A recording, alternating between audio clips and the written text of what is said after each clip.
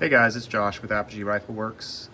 So recently I shot my first competition, which was a Quantified Performance match at Element here in Florida, and had a blast. It was a good opportunity for me to kind of get out and do something a little bit different than what I'm used to doing. Really good opportunity to test some positional shooting under time pressure.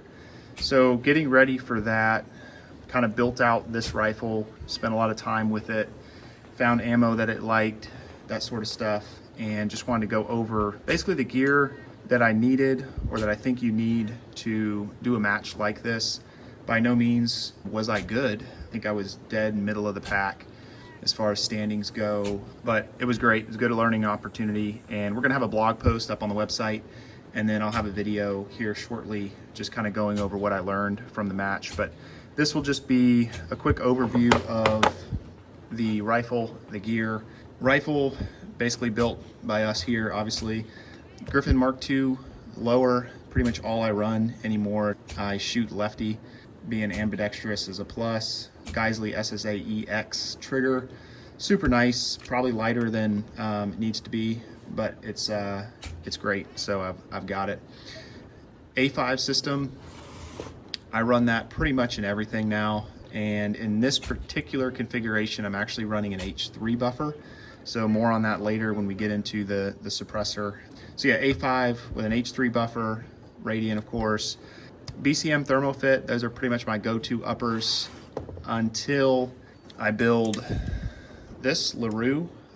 Just trying to get a little less point of impact shift, shooting off a bipod. That's gonna become the new handguard and upper for this white oak barrel, and we'll see if that doesn't improve some of the point of impact shift that I get off the bipod. But Thermofit uppers, I think, are a no-brainer. I've got a Geisley BCG in there, Radian charging handle, kind of just good to go stuff there.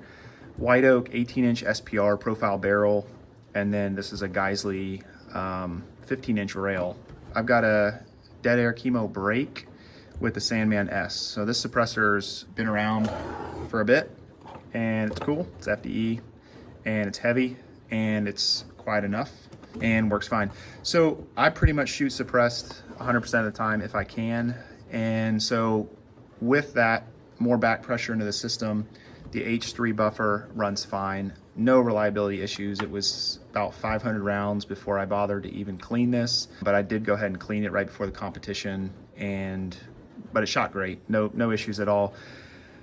It will run unsuppressed. No issues there either. I probably put a couple mags through it, but I had worries that with that H3 buffer and not the extra back pressure from the can, I couldn't afford to have any issues with reliability. So kept the can on it. I probably could have gone H2 buffer and ran the brake, but I was so used to the recoil and everything with this setup that I decided to just keep it as is, and it was fine. I don't think I did better or worse because the rifle was too long or it was too heavy. Just in general, not enough practice, not enough skill.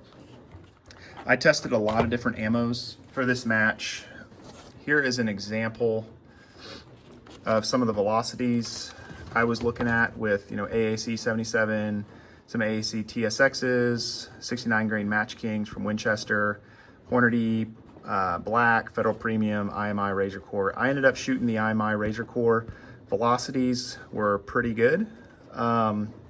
My standard deviations were low enough, and the price. So I'm in, these for about 80 cents a round. Back when I bought them, I'm paying for all this. So it was more money than I wanted to spend for less velocity, and it just wasn't worth it. So settled on that ammo, and it did great for me. Shot these groups with the different ammos. So this is the Federal, not ideal. Winchester, okay. AAC actually shot decent, but not great. And then this is the IMI. So tight enough group for what I needed. That flyer is not a flyer. It's part of the group, but I can live with that.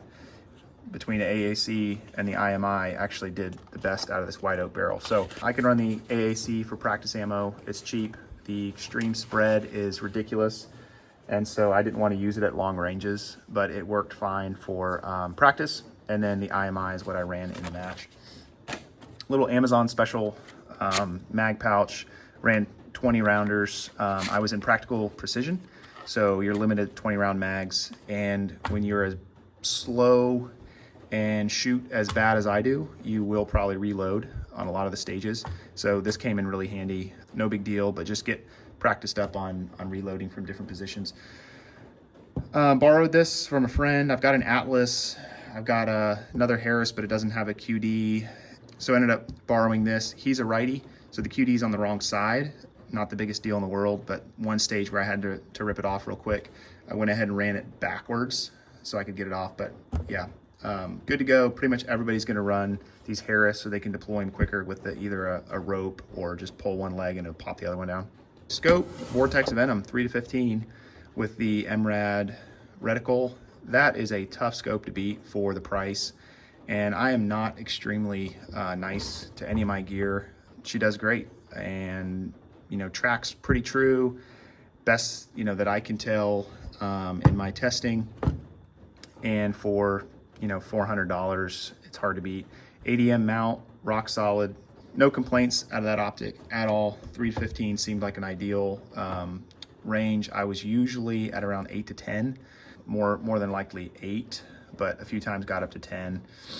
This from Precision Work was absolutely great and super ingenious. It's 3D printed. This piece is flexible, and in practice and at the match, I never had it come loose. I never had it move. It just stays where you want it. Yeah, no complaints. They send enough of these dope cards and you have a front and back, so you can, you know, pretty much have all your stages ready to go. Once you get this, which was the night before, they email this to you. So I went through, filled out all my dope, filled out all my cards, and then it was just a matter of plug and play for each stage. I ran this Game Changer Schmedium with the heavy fill because that's what the internet tells you to use, and no complaints. It's a bag. It is heavy, but you're not running very far with it when you're shooting. Yeah, it was fine. The B5 stock back here is what I spent the most time practicing and shooting with. With this cheek riser and the way I've got it set, it's natural, it feels good. My favorite stock is the CTR, and if you've got this Subrev Tech bag rider, it's just a sweet stock. However, if you practice with, say, the CTR, and you're switching back and forth, it changes the height of your bag, so the depth essentially of your stock. And so that can be a big deal, and it kind of messed me up. I really wanted to run this because I feel like this was easier to adjust quicker, and I don't know why. I'm just more comfortable with the CTR. But this, the way it sits on my bag, it just felt better, and I'm glad I ran that. I think if I kept using this, I would actually get a smaller bag to use as a rear bag. But most of the time in the match, this was up in the front of the gun. So for whatever that's worth, I don't know if you could have, I don't know. It's not a big deal. Figure out what you like, and I probably could have gone either way. No ARCA was needed. That's just how I hunt out of a tripod, so that stayed. Maybe it helped, maybe it didn't as far as having a flat spot.